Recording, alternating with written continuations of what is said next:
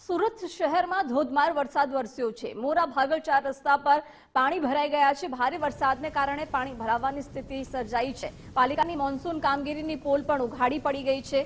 મોરા ભાગળમાં વરસાદી પાણી ભરાતા લોકોને હાલાકી પડી રહી છે। કેડસમાં પાણી ભરાતા ટ્રાફિક જામ પણ સર્જાયો હતો। પાલિકા તંત્રની કામગીરી સામે સવાલો ઉઠ્યા છે। સુરતમાં ધોધમાર વરસાદી માહોલ જોવા મળ્યો છે। ઠેર ઠેર પાણી ભરાવાને કારણે રાહદારીઓને અને વાહન ચાલકોને હાલાકીનો સામનો કરવો પડ્યો છે। મોરા ભાગળમાં વરસાદી પાણી ભરાતા લોકો મુશ્કેલીમાં મુકાયા હતા। કેડસમાં પાણી ભરાઈ જતા ટ્રાફિક જામ પણ સર્જાયો હતો।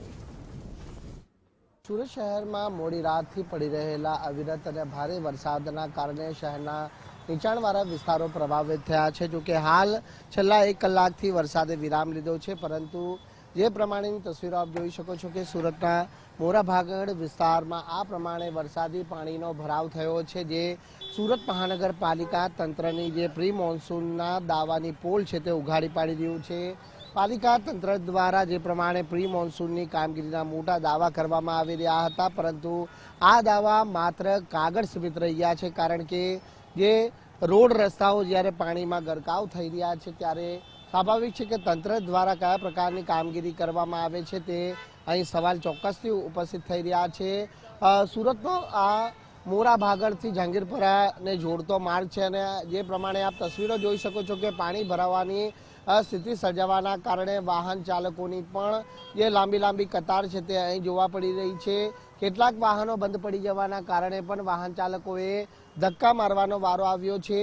હાલ તો પાણી મહદઅંશે ઓસરી ચૂક્યા છે, પરંતુ જે પ્રમાણે સવારની તસવીરો જોવા જઈએ તો કેડસમાં પાણી છે તે આ માર્ગ ઉપર ભરાયા હતા, અને રાહદારીઓથી લઈને વાહન ચાલકોએ ખૂબ જ મુશ્કેલીનો સામનો કરવો પડ્યો હતો।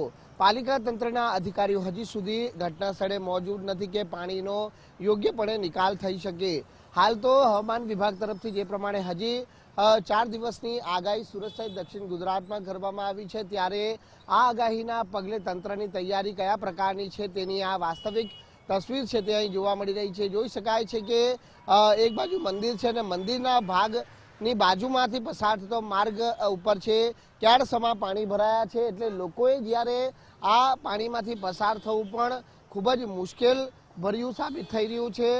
સુરત મહાનગરપાલિકા તંત્ર દ્વારા જે પ્રમાણેની કામગીરી કરવી જોઈએ તે જોવા નથી મળી, અને પરિણામે હાલાકી લોકોએ ભોગવવી રહી છે।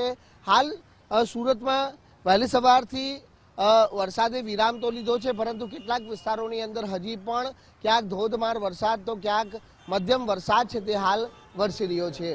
કેમેરામેન દેવાંગ રાણા સાથે રાકેશ બ્રહ્મભટ્ટ, ગુજરાત ફર્સ્ટ, સુરત।